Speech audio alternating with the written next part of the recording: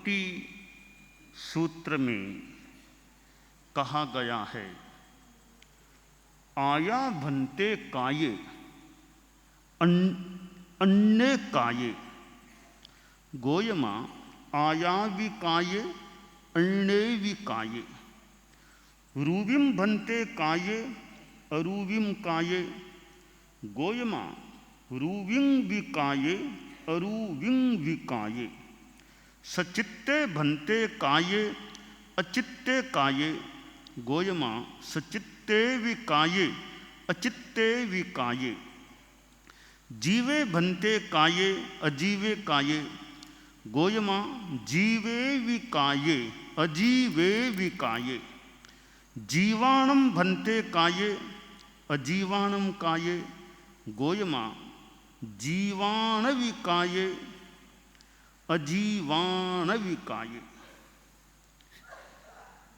प्रश्न किया गया है शरीर के संदर्भ में। आत्मा और शरीर का गहरा संबंध है। शरीर विहीन आत्मा को हम देख भी नहीं सकते।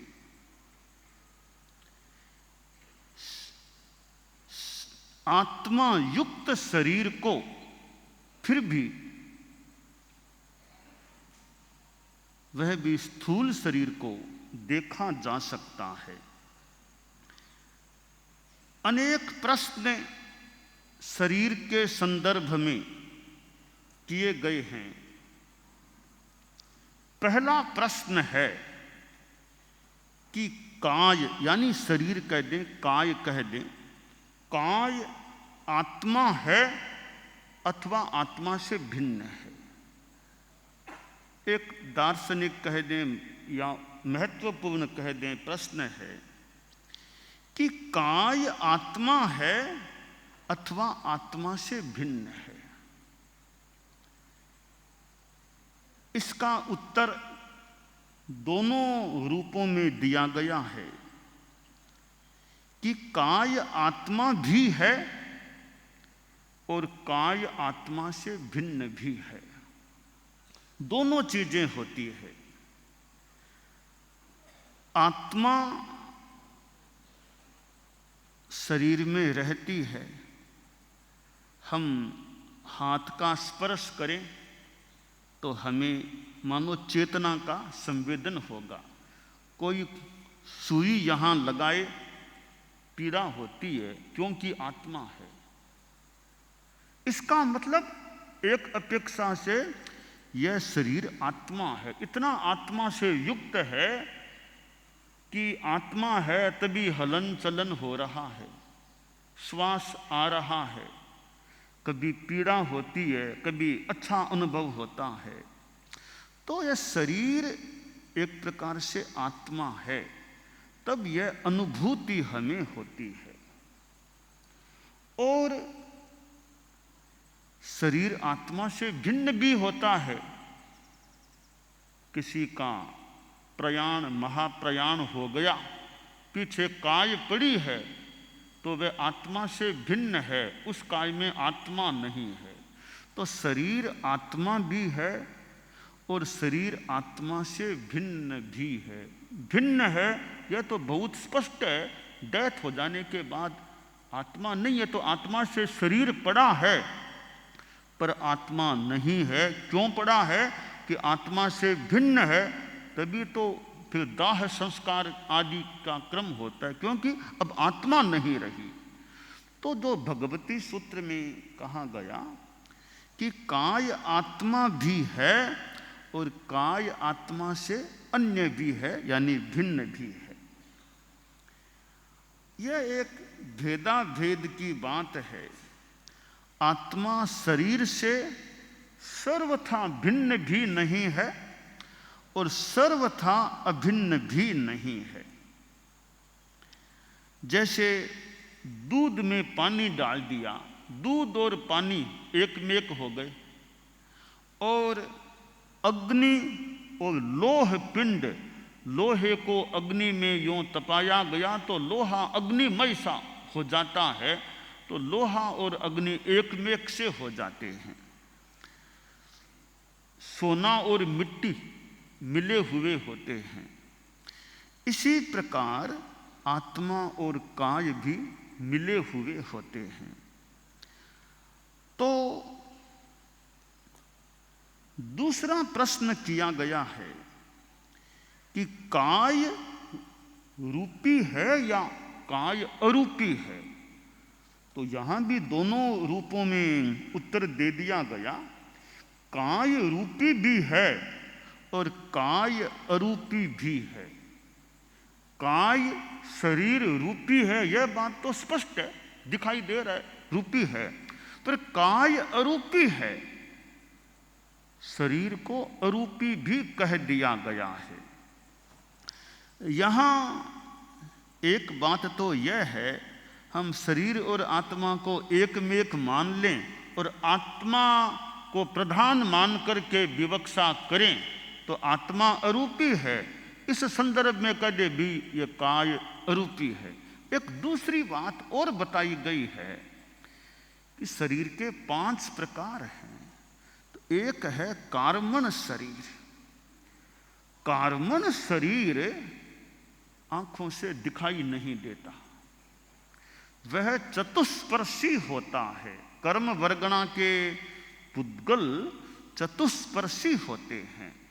वे इतने सूक्ष्म हैं या सूक्ष्मतर हैं कि वे दिखाई नहीं देते है ये भी आंखों से हमें पता नहीं चलता। तो अति सूक्ष्म होने के कारण वैसे वास्तव में तो रूपी हैं, पर चूंकि इतने अदृश्य हैं, इतने सूक्ष्म हैं, एक अपेक्षा से उस कार्मण शरीर को अरूपी भी कह दिया जाता है। कह दिया गया कि वो कार्मण शरीर तो इतना सूक्ष्म है तो अरूपी है। तो एक यह भी विचार दिया गया है कि यह जो कहा गया कि काय अरूपी है, वो कार्मण शरीर की मूर्तता की विवक्षा न की जाए, उस संदर्भ में काय अरूपी है, ऐसा भी कहने का एक संदर्भ बताया गया है। तीसरा प्रश्न किया गया है कि काय सचित्त है या अचित्त है। तो दोनों उत्तर दिए गए हैं। काय सचित्त भी है और काय अचित्त भी है।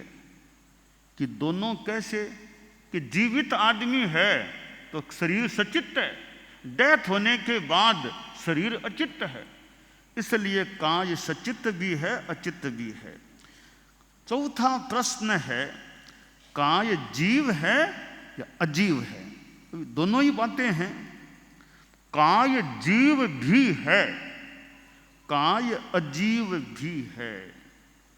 कि भाई वही बात है, जीव है शरीर में तो काय जीव है, जीव नहीं रहा तो काय अजीव है।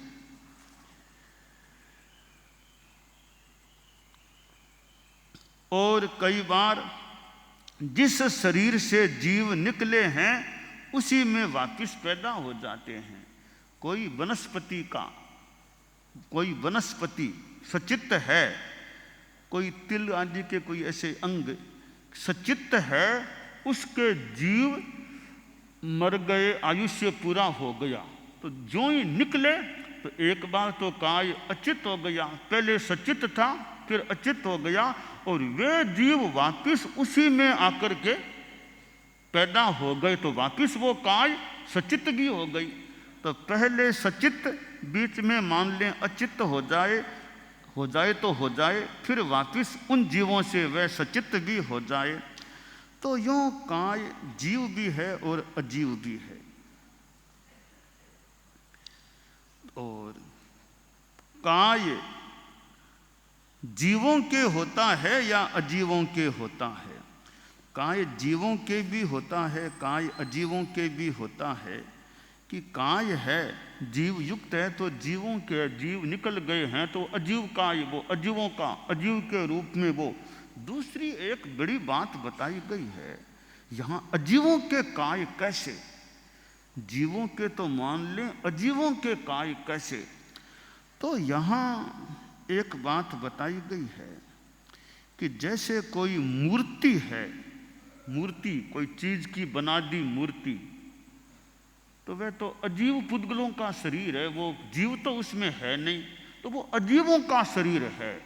तो जीवों के तो शरीर होता ही है, मूर्ति के रूप में कोई है, किसी काठ की मूर्ति बना दी और कोई, तो वो है काय, वो देखने के रूप में काय है, वो अजीवों का काय है, जीवों का काय नहीं है। तो ऐसे थोड़ी गूढ़ता के साथ ये काय के संदर्भ में भगवती भाष्य में विवेचन किया गया है। और शरीर के काय के 5 प्रकार भी बताए गए हैं। 5 तो हमारे सामान्य रूप में आते ही हैं। भगवती सूत्र में यहाँ शरीर के 7 प्रकार बताए गए हैं कि ओरालिये मीसये, वे उब्बिय मीसये, आहारये, आहारग मीसये और कम्मय। यहाँ शरीर के 7 प्रकार बताए गए हैं। ये औदारिक भी है, औदारिक मिश्र भी होता है, वैक्रिय वैक्रिय मिश्र, आहारक आहारक मिश्र, कार्मण, ये 7 प्रकार यहाँ शरीरों के बताए गए हैं। और शरीर आत्मा के साथ जाने वाले भी होते हैं, यहाँ रहने वाले भी होते हैं। कि हम चिंतन करें कभी साथ में क्या जाएगा, साथ में क्या जाएगा। धन संपत्ति आप गृहस्थों के पास में जो है वो तो यहीं रह जाती है, परिवार यहीं रह जाता है, फिर साथ में कौन जाएगा। तो हम ध्यान दें कि साथ में सूक्ष्म शरीर साथ में जाएगा, तेजस शरीर साथ में जाता है इस संसारी अवस्था में, और सूक्ष्मतर शरीर कार्मण शरीर भी साथ में जाता है। तो शरीर स्थूल है वो तो साथ में नहीं जाता, पर 2 शरीर आगे भी साथ में जाते हैं जब तक मोक्ष न हो। तेजस शरीर और कार्मण शरीर ये साथ में जाते हैं। तो कर्म साथ में जाएगा, धर्म साथ में जाएगा। धर्म किया हुआ है, निर्जरा हुई है, वो साथ में, वो शुद्धता साथ में जाएगी। संवर निर्जरा की साधना की है वो साथ में जाएगी। कर्म और धर्म ये 2 साथ में जाते हैं। हमारे संत लोग बैठे हैं कि भाई साधुपना साथ में जाएगा क्या?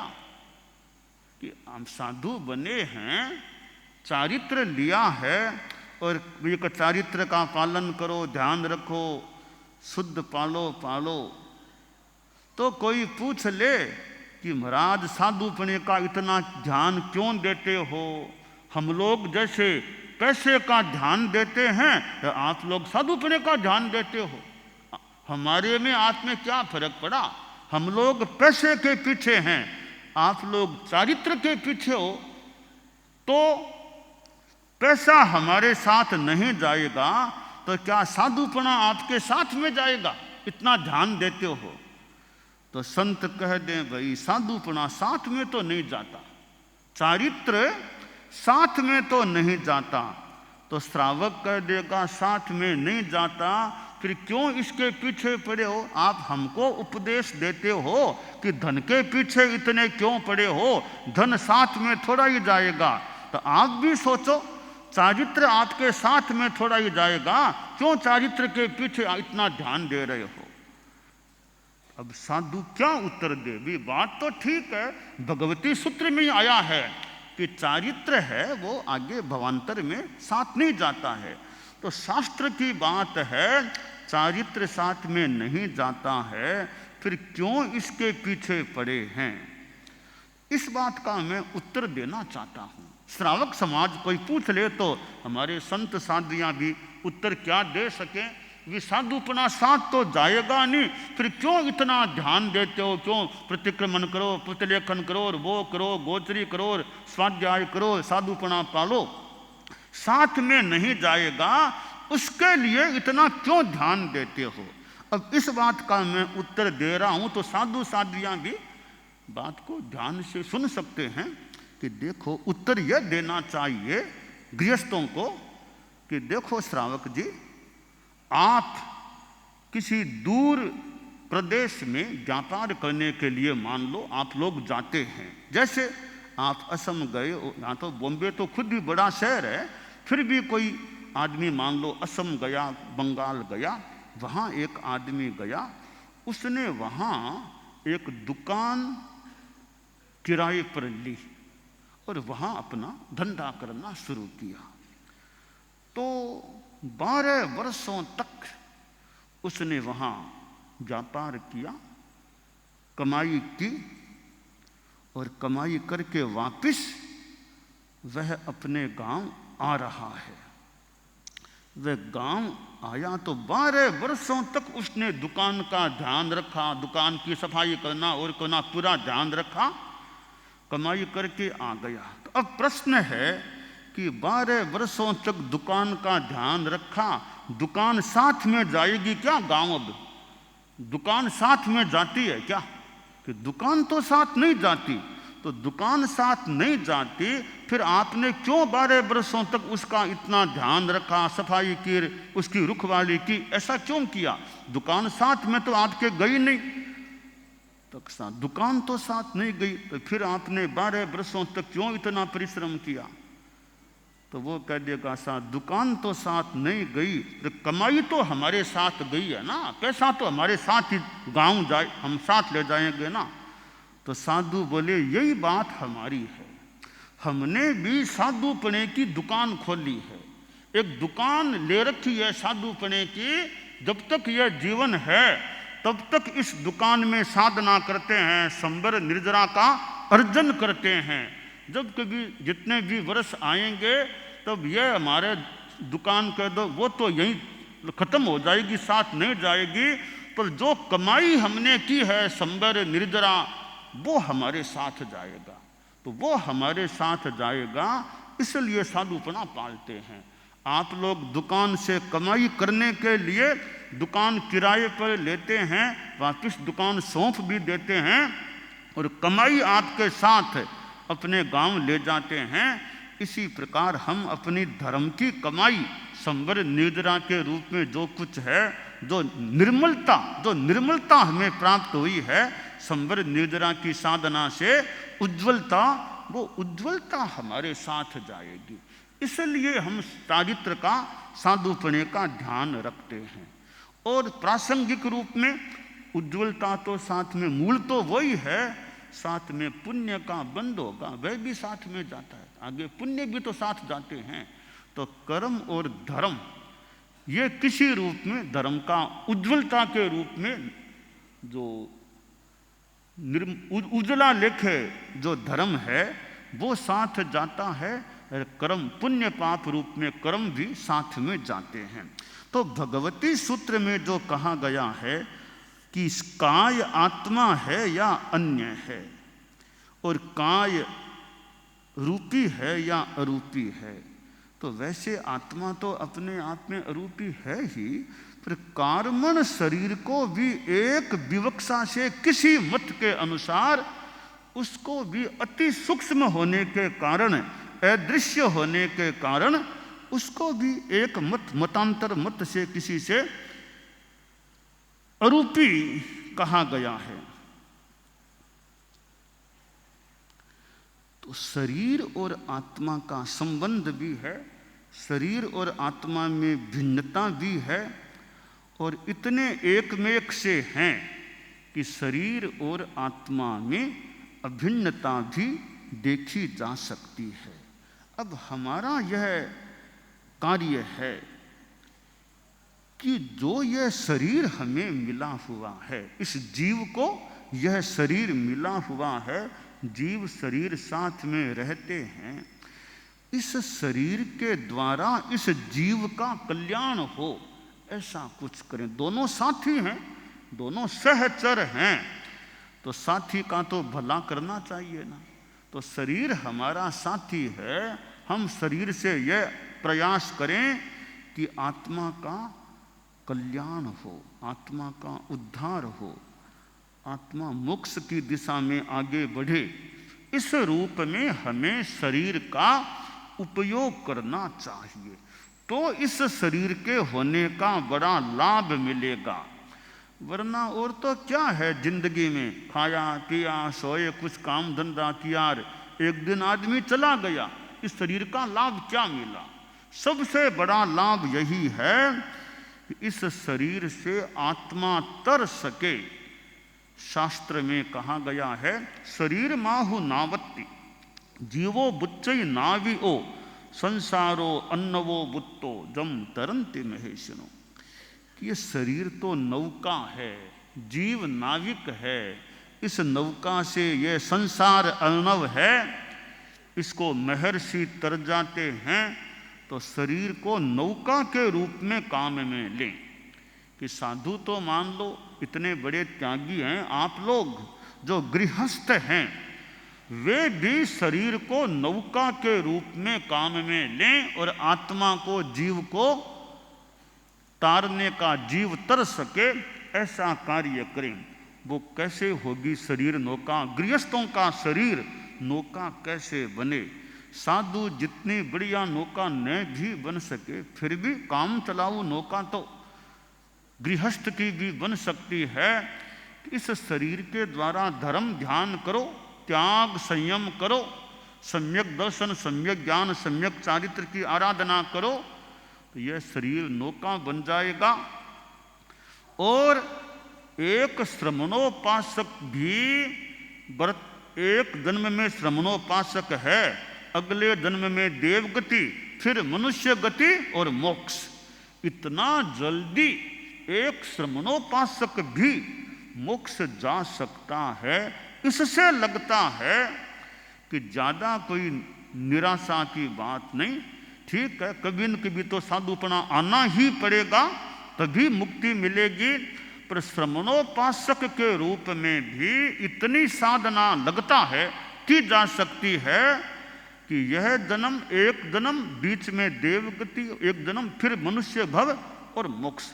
इतना जल्दी मोक्ष पहुंचा जा सकता है। तो हमें यह धर्म का मार्ग मिला है, अध्यात्म का माहौल मिला है। हम धर्म के द्वारा, इस काय के द्वारा आत्मा का उद्धार करने का प्रयास करें। तो भगवती सूत्र में जो काय और आत्मा के बारे में वर्णन आया है, हम काय के द्वारा आत्मा का कल्याण करने का प्रयास करें, ऐसा हमारे लिए श्रेयस्कर हो सकता है।